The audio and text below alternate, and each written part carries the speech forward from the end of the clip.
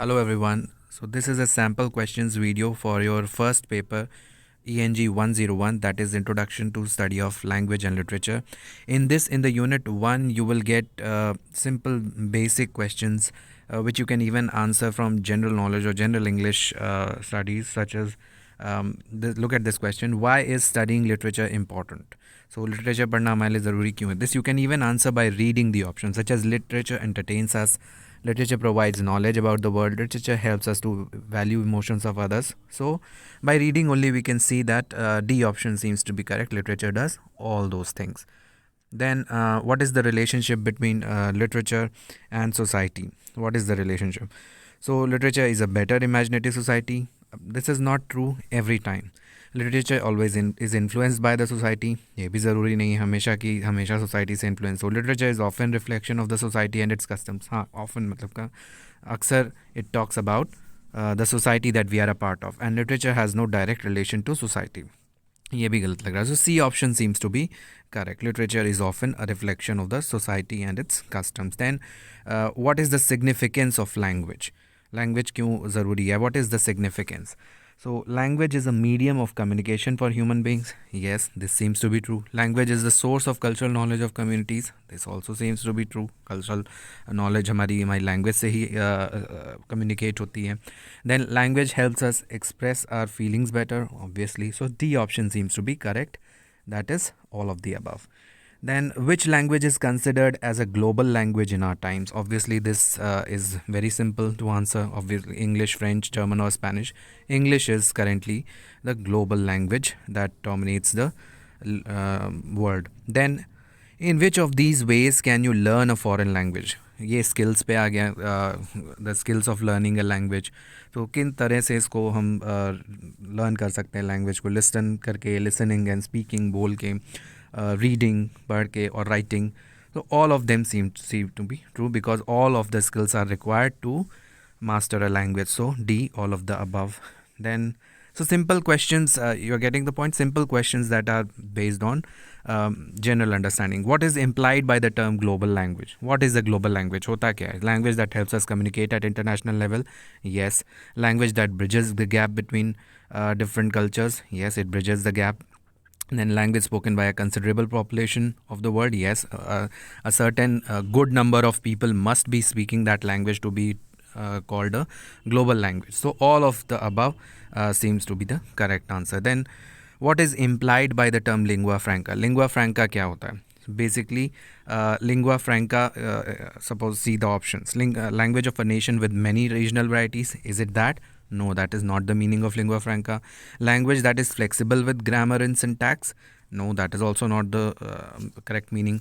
So it is a shared language used by speakers of different languages. So speakers who are of different languages, जिनकी अलग अलग languages, हमारी हिंदी है, European countries में there can be several languages, maybe English. So जो लोग आपस में लैंग्वेज जो अलग अलग लैंग्वेज बोलते हैं और वो आपस में कम्युनिकेट करने के लिए जिस लैंग्वेज का यूज़ करते हैं वो लिंगुआ फ्रैंका हो जाता है. जैसे English is a lingua franca because we can also, most of us who have studied the language can speak it and converse, and similarly in the West. So it is a shared language used by speakers of different languages. Suppose कोई Spanish बोलता हो, हम हिंदी बोलते हैं, but to communicate we will use English. So it will become a connecting language, lingua franca. Who is considered the father of linguistics? This is a general, very basic question for linguistics. So Noam Chomsky is the right answer. He is considered as the father. All of them are linguists, famous linguists in this question. Who authored the book English as a Global Language? Already taught you in class about global language and its implications. So Leonard Bloomfield, Paul Grice, David Crystal, Michael Halliday. Obviously, the correct answer seems to be David Crystal. C is the correct answer. Then which among these is the oldest genre? So I have told you the order of all the genres that are there in literature. So drama, poetry, fiction and non-fiction. Obviously poetry is the oldest among the genres of literature. Then which of these is a type of poetry with typically 14 lines lyric? Elegy, ode, sonnet or lyric? So it is basically sonnet. Sonnet is the answer. Lyric is any poem that basically has a stanza structure and a lyrical quality to it. But sonnet is something that is a poem of one stanza with 14 lines in iambic pentameter usually. Then, so sonnet is the correct answer. What is meant by the term literatures in English? Literatures in English का मतलब क्या है? Literature written in English speaking countries, or literature written in English countries where English is the first language, or literature written in English in any country, or literature that is translated into English. So it basically the term means कोई भी literature जो English में लिखी गई है वो literatures in English होगी ही. So literature in English in any country, written in any country. So C option is the correct option. Then, who among these is regarded as the father of English poetry? Geoffrey Chaucer, Alexander Pope, William Shakespeare, or John Milton? So Geoffrey Chaucer, 14th century writer, I have already taught you about him in class.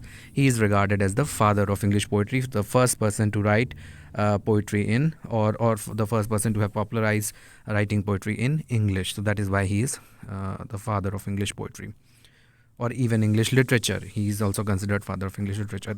And moving on to the next question, who among these is a renowned Elizabethan playwright of comedies? So we know that Ben Jonson is a very famous Elizabethan playwright of comedies. He wrote a type of comedy known as comedy of humors, and his famous play is Every Man in His Humor. John Milton is a Puritan poet, and then John Dryden is a dramatist of neoclassical age. Similarly, William Congreve in the Augustan age. So that means only Ben Jonson is the correct choice here. So these types of questions you will get. ऐसा नहीं है कि यही सब questions आपको मिलेंगे. You should know about them from the materials that study materials that I've given, and a general basic understanding. So these types of questions can be formed out of it. Similarly, it can be asked who is a great Elizabethan playwright of tragedies and comedies also. So William Shakespeare can be an answer, or whoever, Christopher Marlowe can be an answer. So उसी हिसाब से reply आपको answer देना है. Then which of these terms occurs in Aristotle's famous definition of tragedy? Comic relief, catharsis, irony, and anagnorisis. Now we know that Aristotle has defined tragedy as an imitation of a serious action that is complete in itself, and it has a certain length, certain magnitude, and it is written in a dramatic form, and generates the negative emotions of pity and fear that results in catharsis. So that is what is catharsis. So catharsis is the correct option here. So similarly, there can be other questions about this definition of tragedy or whatever. Then, who coined the term received pronunciation? Noam Chomsky, A.J. Ellis, Michael Halliday, Edward Sapir. So the term was coined by A.J. Ellis. Then, who popularized the term received pronunciation through the English Pronouncing Dictionary? The term was popularized by Daniel Jones, or Emilia James, or Michael Halliday, or David Crystal. So Daniel Jones basically popularized this term. So you must know about that.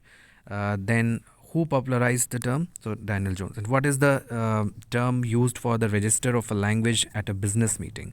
So I have told you about the different registers in which language is usually used. So business meeting में किस तरह का register use होगा? Casual, intimate, formal और static. बोलने का तरीका, बोलने का स्टाइल कैसा होगा? तो it will be formal. Register is the way of speaking, so it will be formal. See. So similarly और दूसरों पे हो सकते हैं questions. Then term that refers to a crude language used as a means of communication between people of different cultures who have to interact for some trade. क्या term use होता है उन लोगों के बीच में लैंग्वेज यूज़ का जो first time interact कर रहे होते हैं? दोनों की जो लैंग्वेजेस हैं डिफरेंट हैं. सपोज चाइनीज़ ट्रेडर्स जो हैं वो यूरोपियन ट्रेडर्स से बात करें, या इंडियन ट्रेडर्स ने जब शुरू में यूरोपियन ब्रिटिश ट्रेडर्स से इंटरेक्शन शुरू किया, तो what was the language that was used? So that rudimentary या crude form of language is known as pidgin. That is pidgin. So इसी तरह के questions pidgin, creole उस पर भी आ सकते हैं. To what variety of English will you associate the word as spelled in the following way? Organize, ISE के साथ जब spelled हो रहा है तो किस variety में basically आएगा? British English, American English, or both? So it will be ISE because it is written, so it will be British English. IZE होता तो it would be American English. Then to what variety of English will you associate the word as spelled in the following way? Offense. So it will be because it is spelled with S, offense, SE, not CE. So it is American English.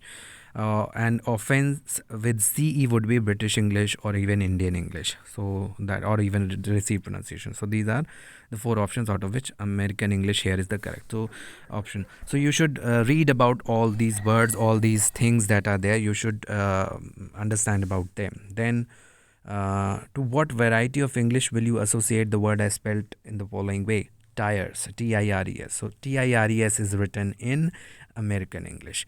TYRES would be British English or Indian English or even received pronunciation. That is different. Received pronunciation is basically standard British English only. Then which of these is a metrical form that is closest to natural English speech? कौन सा metrical form ऐसा है जो कि English जो naturally हम बोलते हैं नेचुरल स्पीच में उसके सबसे उसको बेसिकली मिरर करता है या रिप्रेजेंट करता है. Blank verse, free verse, rhyme verse, या सारे ही ऐसे हैं. So blank verse is the correct option. I have talked to you about this in the class. Then what is the literary technique that is an allusion to something that will happen later in a narrative? Your literary methods, I've given you that PDF as well. So you should know general meaning of the methods that are there. उनके बारे में general meaning you should understand. You should know general basic idea of them. So flashback, foreshadowing, repetition और symbolism. So this is foreshadowing. जो बाद में होने वाले events को पहले अगर reflect किया जाए, that is foreshadowing. पहले जो हो चुके हैं वो flashback. Repetition is something that is repeated again and again in a literary text, and symbolism is a symbol that is of some thematic value, some some kind of significance it holds in a work. So that is it. Then what do we call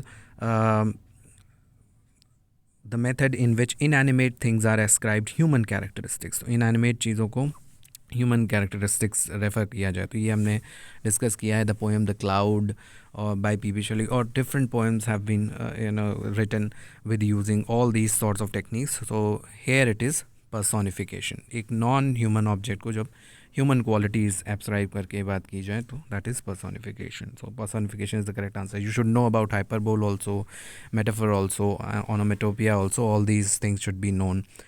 Then which 19th century movement has for its motto art for art's sake? So this is a question from movements or periods जो PDF वो आपको note दिया गया है. सो उसमें भी general meaning मालूम होना चाहिए मूवमेंट्स का. जैसे what is romanticism, what is aestheticism, what is realism, modernism. Romanticism focuses on human emotions and subjectivity and imagination. Aestheticism focuses on art for art's sake. So aestheticism is the right answer here. Art has its intrinsic value. It does not need to have any higher moral purpose or social value to be enjoyed. So art को ज़रूरी नहीं है कि art का कोई moral purpose ही हो या कोई हायर रिफ्लेक्शन ही वो कर रही हो या सोसाइटी में उसको अपने आप को जस्टिफाई करने की ज़रूरत नहीं है. Art stands for art alone. ये मीडियम ये जो बात थी वो इस मूवमेंट में थी. एस्थेटिसिज्म में रियलिज्म जो रियल इशूज़ को दिखाएं, एग्जैजरेशन ना करे, रोमांटिसाइज ना करे चीज़ों को, दैट इज़ रियलिज्म. तो that was also a movement then in the 19th century. And then modernism is a 20th century movement that reflects on the chaotic and modern life that is very typical and complex human existence. So that is modernism. So the correct answer should be aestheticism here. So you should know about all the movements. Which 19th century movement was an attempt to portray subject matter truthfully without romanticization? I just talked about it. Or exaggeration? C. Realism is the correct answer here.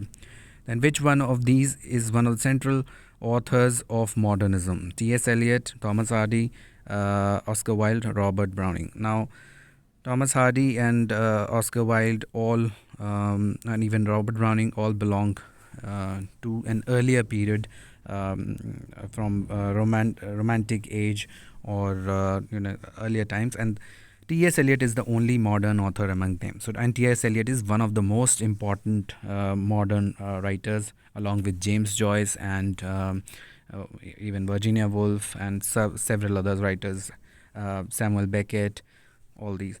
So there are many. So you should know the names, some popular names. Then, so T.S. Eliot is the answer. Then, which of these is an important work of social realism of the 20th century? Waiting for Godot, Middlemarch, Look Back in Anger, The Importance of Being Earnest. Now, all of them are works of different periods. Even 20th century, Waiting for Godot is there. But Look Back in Anger is only about social realism. It is about a worker, a low-class worker who gets suffocated in his life, who gets trapped in his day-to-day life and meaningless existence. And that is the state of entire social class of working classes or laborers. So that is what it is talked about in this work. So look back in anger. Which of these is a significant? So इस तरह के works भी आपको major works के बारे में पता होना चाहिए. Like see the next question itself. Which of these is a significant work of fiction written at the high point of modernism? Great Expectations, Ulysses, David Copperfield, Moby Dick. So Ulysses is a very important novel, modern novel, written by James Joyce. I just talked about it. So you should know such names. Then other works are not written during modernism. So they were written before that. So and when did now you should know some famous authors and when did they receive the Nobel Prize? I've given you that also in the class. I have talked about it, such as when did Ernest Hemingway win the Nobel Prize? In 1954. Or when did T.S. Eliot win the Nobel Prize? Very popular, 1948. Similarly, you can see the options. Other options have been mentioned in the answer, such as in 1949, William Faulkner won it. In 1958, Albert Camus won it. Albert Camus, basically, he's called. Then 1962, John Steinbeck. So you should also know some of the other popular authors, popular writers, and when did they receive the Nobel Prize. So such similar kind of questions you can expect in paper 1. I hope you understood what kind of questions you will be getting, and so all the best to you and good luck.